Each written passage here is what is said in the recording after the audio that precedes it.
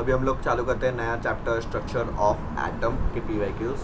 Okay, again this chapter is in with an overlap with आपका atom of physics. तो देखते हैं. A particular station of All India Radio New Delhi broadcast on a frequency of 1368 kilo hertz. The wavelength of electromagnetic radiation emitted by the transmitter is speed of light is this much. देखो, आप इसको कैसे solve कर सकते हो. Now हमें पता है कि speed of light is equal to frequency into wavelength. Okay, तो हमें क्या पूछा है, what is the wavelength. Wavelength हो जाएगा स्पीड इंटू दिस. स्पीड आपको दिया है 3 × 10⁸ और आपको आपका फ्रीक्वेंसी कितना दिया है 1.1368 kilo hertz. Okay, kilo hertz. तो ये यहाँ से कट होकर 10⁵ आ जाएगा. 1368 यहाँ पे 10⁵.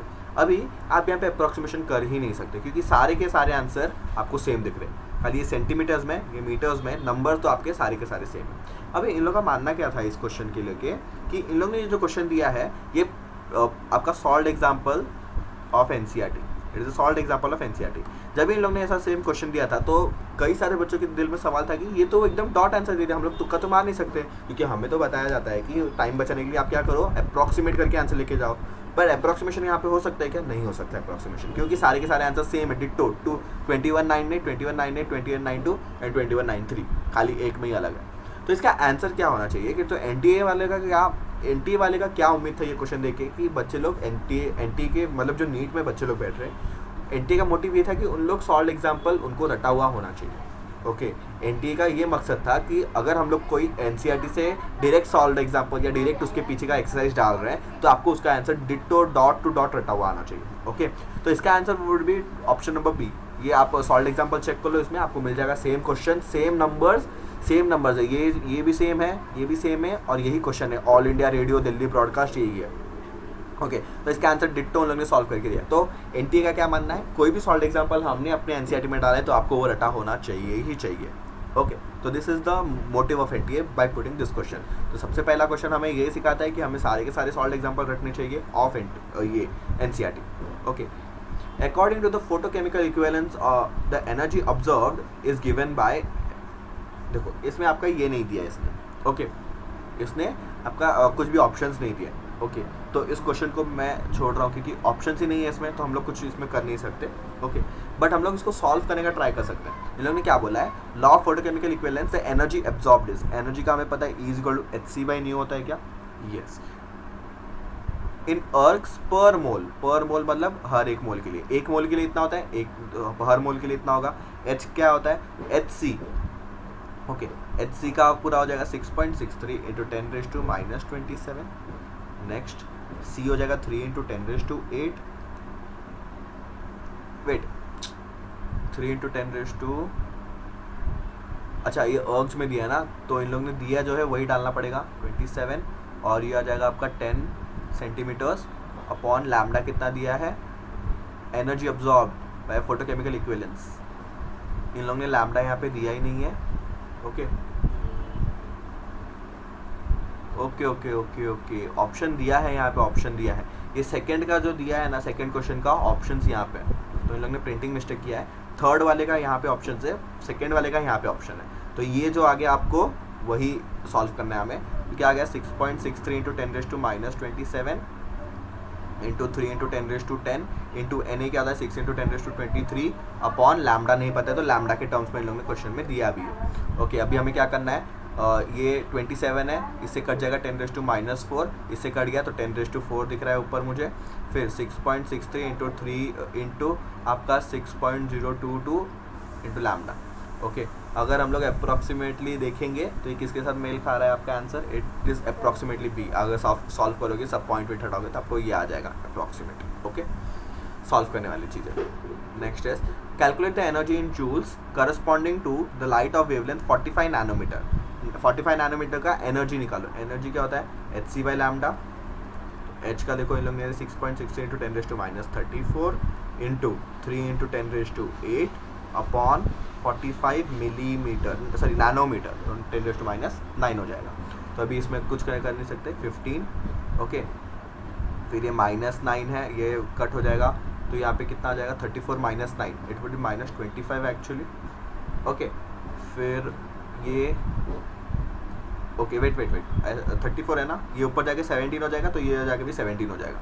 वैन 10⁻17 इंटू 6.63 अपॉन 15, तो क्या आ जाएगा देखो अप्रॉक्सीमेटली 4 पॉइंट कुछ आएगा, क्योंकि 15 4 60 होता है, तो option number C would be the correct answer. क्या सी और डी, अच्छा सी और डी दोनों सेम है, बट सी और डी सेम है तो इसमें पावर का फ़र्क है, तो 4.4 आना चाहिए, 4.4 आना चाहिए, बट इसमें पावर क्या दिया है हमारा -17 आ रहा है, तो आगे पीछे करके हो जाएगा -18, कम तो नहीं होगा, ज़्यादा हो जाएगा, तो ऑप्शन नंबर डी हो जाएगा यहाँ पे। ओके नेक्स्ट क्वेश्चन क्या बोल रहा है, the value of Planck's constant is this much, the speed of light is this much, which value is closest to the wavelength in nanometer of a quantum light with a frequency this much।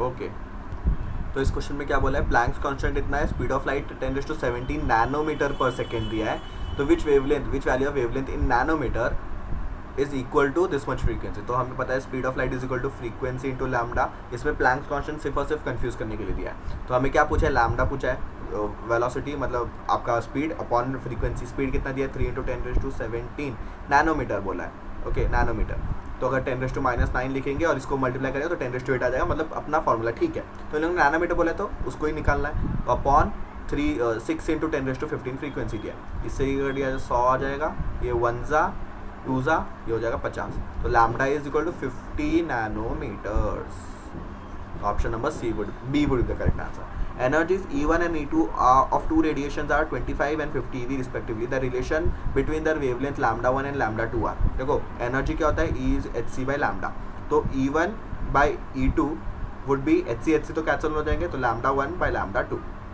तो E1 कितना है 25, E2 कितना है 50, तो हो जाएगा lambda 2 by lambda 1, तो हो जाएगा 1/2, तो हमें क्या पूछा है lambda 1 और lambda 2 में रिलेशन ना, तो हमें क्या दिख रहा है lambda 1 is equal to 2 times of lambda 2, lambda 1 is equal to 2 times of lambda 2, option number B is correct हो भैया। Okay next is the energy absorbed by each molecule of A2 of a substance is 4.4 × 10⁻⁻ joule and the bond energy per molecule is 4 × 10⁻⁻. The kinetic energy of the molecule per atom is, okay पहले इसमें देखो molecules कितने हैं, each molecule of A2, एक molecule है A2, molecule is A2 molecule, अभी पर atom बोले तो इसमें एटम्स कितने पहले वो निकालो, एटम्स क्या होता है N × Na × एटॉमिसिटी, ये हम लोग ने पढ़ा है आपका मोल्स के चैप्टर में, एटॉमिसिटी मोल्स कितना है आपका, देखो N × Na क्या होता है मॉलिक्यूल, ये भी फॉर्मूला लिखा है, मॉलिक्यूल्स इनटू एटॉमिसिटी, ये भी फॉर्मूला लिखाया था मैंने, तो मॉलिक्यूल्स कितने आपके, each molecule, okay bond energy पर मॉलिक्यूल इज, क्योंकि एक ही मॉलिक्यूल है और इसका एटॉमिसिटी कितना है 2, क्योंकि ईच मॉलिक्यूल बोला है ना, पर मॉलिक्यूल एक ही है। देखो यहाँ पे 4.4 आपने एनर्जी दिया, 4.4 × 10⁻⁻19, तो 4 इसका बॉन्ड एनर्जी है, समझो ए बॉन्ड है, इसका एनर्जी कितना है 4 × 10⁻⁻19 और आपने 4.4 दे दिया, तो क्या हो जाएगा इसमें से आपका 4 × 10⁻⁻19 तो यूज हो जाएगा बॉन्ड तोड़ने में, तो बचा कितना 0.4 × 10⁻⁻19 बच गया क्या आपका, मतलब 4 × 10⁻20 एनर्जी बच गया इतना, ओके इतना एनर्जी बच गया। अभी बॉन्ड टूटने के बाद दोनों एटम्स में इक्वली डिवाइड हो जाएंगे एज काइनेटिक एनर्जी, इसमें भी हमें पता चल रहा है 2 एटम्स, बॉन्ड टूटने के बाद भी 2 एटम्स ही बन रहे हैं, मतलब एक ही मॉलिक्यूल है, एक ही मॉलिक्यूल ऑफ A2 यूज हुआ, तो 4 × 10⁻20 will be distributed among 2 atoms, तो 1 2 तो 2 × 10⁻20 would be the kinetic energy of पर एटम, मतलब हर एक एटम का कितना एनर्जी हो जाएगा 2 × 10⁻20। Okay radio active isotope cobalt 60 and 27 which is used in the treatment of cancer can be made by NP reaction, for the reaction the target nucleus is, the target nucleus कौन सा होना चाहिए, पहले तो आपको मतलब समझना चाहिए कि NP रिएक्शन क्या होता है। NP रिएक्शन में आपका neutron would be the hitting molecule, मतलब जो वो टारगेट मॉलिक्यूल न्यूक्लियस के ऊपर हिट करेगा, तो टारगेट न्यूक्लियस पता नहीं, उसका A है एक Z है, प्लस आपका न्यूट्रॉन हिट करेगा 1 0, आपको क्या मिलना चाहिए 60 27, क्योंकि हमें ये बनाना है, कैन बी मेड पूछा है ना, कैन बी मेड, और आपका एक हाइड्रोजन निकल जाएगा, प्रोटॉन निकल जाएगा, तो 1 1 हाइड्रोजन क्या होता है एक प्रोटॉन, ओके बेसिकली। तो इसमें क्या बोला है हम लोग, क्या ये निकाल सकते हैं क्या ए, देखो दोनों साइड एटॉमिक मास और ये सब सेम होना चाहिए, तो इसका क्या जाना चाहिए यहाँ पे, देखो यहाँ पे 0 है, z + 0 should be equal to 27 + 128, तो z इज इक्वल टू 28, फिर a क्या है आपका, a + 1 should be equal to 61, तो a इज इक्वल टू 60, ये इधर जाके माइनस होने जाएगा, तो a 60 होना चाहिए, ये 20 होना चाहिए, तो option number C would be the correct, तो टारगेट न्यूक्लियस से मिल गया, ये आपका न्यूक्लियर फिजिक्स में पढ़ोगे आप, okay. The value of Planck's constant is this much, speed of light is this much, which is the closest value of nanometres with this. तो सेम क्वेश्चन ऐसा भी हम लोग ने किया था क्या, देखो ये पर मीटर्स इन सेकंड में दिया है, तो इसमें हम लोग 10⁻⁹ मल्टीप्लाई करना पड़ेगा। तो स्पीड ऑफ लाइट क्या होता है, फ्रीक्वेंसी इंटू लैम्डा, लैम्डा क्या हो जाएगा, speed of light into frequency, speed of light कितना है 3 × 10⁸, फ्रीक्वेंसी कितना है आपका 8 × 10⁻15, ये मीटर्स में है, इसको 10⁻⁹ से मल्टीप्लाई कर दो, नैनोमीटर्स में आ जाएगा, ये 3/8 हो गया, ये जाके हो जाएगा 10⁻⁷। तो इसको डिवाइड करते हैं 3/8 को, 8/3 को डिवाइड करेंगे तो 0 पॉइंट, इधर 0 एक आ जाएगा, 8 3 = 24, 6 आ गया, फिर यहाँ पे आ जाएगा 8, ये आ जाएगा 0 6 7 = 56, 4 आ गया 5, तो हो जाएगा 0.375। तो यहाँ पे क्या हो जाएगा देखो, तो हमारा ये आ गया 0.375 × 10⁻⁷, इसको हम लोग लिख सकते हैं 3.75 × 10⁻⁷।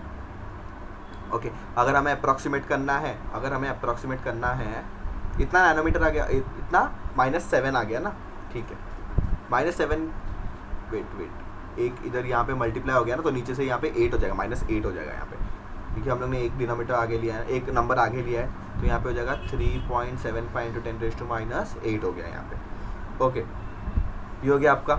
अभी ये ऐसा कुछ आंसर दिख रहा है क्या, नहीं, तो क्या करना चाहिए हमें, देखो इसको राउंड ऑफ कर लो, 4 हो जाएगा, और इसको अगर मैंने 4 कर दिया, अगर देखो यहाँ पे आप कोई भी आंसर देखो 3 × 10⁻⁷, ये इसमें अगर मैं 10⁻⁹ मल्टीप्लाई करूँ सब में, क्योंकि नैनोमीटर्स तो क्वेश्चन में ही दिया, तो इसके सब पे पीछे 10⁻⁹ रहेगा क्या, सब में अगर 10⁻⁹ करूँ तो यहाँ पे दिख रहा है 4 × 10⁻⁸ आ जाएगा।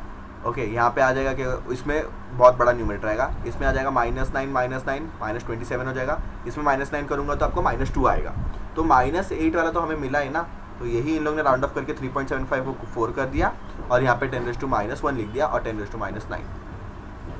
ओके, यही हो गया यहाँ पे। तो इसी को इन लोगों ने 4 × 10⁻1 कर दिया है, इसी चीज़ को इन लोगों ने 4 × 1 ये कर दिया है, क्योंकि नैनोमीटर्स में चाहिए, अगर मैं इसको नैनोमीटर्स में करना चाहूँ, मीटर्स में करना चाहूँ, तो इसको मल्टीप्लाई करूँगा तो आ जाएगा 4 × 10⁻⁸, मतलब इन लोगों ने 3.75 को इसमें मल्टीप्लाई कर, मतलब राउंड ऑफ कर दिया, तो option number D would be the correct answer. Okay, uranium this much nucleus absorbs a neutron and disintegrates into this and this and x, so what will be the product x क्या है आपका, तो आपको निकालना पड़ेगा वापस, आपको पूरा बैलेंस इक्वेशन लिखो, फिर आपका एटॉमिक मास और z बैलेंस करो, फिर आपको मिल जाएगा कि क्या x निकला है। तो देखते हैं, इसने बोला है 2 न्यूट्रॉन्स 3 न्यूट्रॉन्स और ये। ओके, तो देखते हैं पहले, यूरेनियम 235 और 92 is absorbs a neutron, तो 10N, okay, will give a reaction of, इसके ऊपर तो न्यूट्रॉन के ऊपर चार्ज नहीं होता है, बट मास उसका प्रोटॉन के जितना होता है, तो 0 1 हो जाएगा, डिसइंटीग्रेट्स इनटू 139 Xc54 और plus 94 strontium 38 plus x। Okay, तो 235 इसका a हो जाएगा, इसका z ले लेते हैं, 235 plus 1 on right hand side should be equal to 139 है, 139 प्लस 94 प्लस a, ये एक इक्वेशन मिल गया। नेक्स्ट क्या equation, 92 plus 0 is equal to 54 plus 38 plus आपका z, तो यहाँ पे देखो 92 शुड बी इक्वल टू, ये प्लस करोगे तो यहाँ पे 8 9 92, तो z क्या हो जाएगा आपका 0, z is equal to 0। Okay, next क्या है, तो हमें पता चलेगा कि न्यूट्रॉन ही आने वाला है, सिर्फ न्यूट्रॉन आने वाला है, क्योंकि z न्यूट्रॉन का ही 0 है। 236 इज इक्वल टू 139 प्लस 94 करोगे आप, तो इधर आएगा 3 1, हो जाएगा 13, ये हो जाएगा 233 प्लस आपका a, तो a क्या आ गया आपका 3, तो 3a है, और 1 न्यूट्रॉन के पास कितना रहता है 1, तो ऐसा 3 न्यूट्रॉन निकलेंगे क्या, yes, option number a would be the correct answer. Now next question is, the species this emits firstly a positron, then 2 alpha 2 beta, in last 1 alpha, then finally converted into this species, so correct relationship is, तो देखो ये आपका आ गया nuclear physics का, nuclear physics में जो आप nucleus पढ़ते हो, न्यूक्लियस का डिसइंटीग्रेशन, ये उसका चैप्टर है, उसका क्वेश्चन है। तो देखते हैं, तो हमें क्या दिया है यहाँ पे, BAX, पहले एक पॉजिट्रॉन को एमिट करता है, उसने एक एमिट किया पॉजिट्रॉन। पॉजिट्रॉन क्या होता है, इलेक्ट्रॉन जैसे होता है, बट इलेक्ट्रॉन पे नेगेटिव चार्ज होता है, इस पे पॉजिटिव 1 होगा, और इलेक्ट्रॉन के जैसे इसका मास भी 0 होगा। Positron is exactly opposite two electron in charge basis पे, मास दोनों का सेम रहेगा, बट इलेक्ट्रॉन के ऊपर नेगेटिव चार्ज होता है, पॉजिट्रॉन के ऊपर पॉजिटिव, तो ये पॉजिटिव चार्ज हो गया। ओके, तो यहाँ पे आपका जो स्पीशीज मिला Y, ओके, यहाँ पे जो स्पीशीज मिला Y तो हम लोग को दिया है ना, तो मैं दूसरा कुछ ले लेता हूँ, यहाँ पे मैं ले लूँ कैपिटल ए नहीं, हम लोग चालू करते हैं एल से।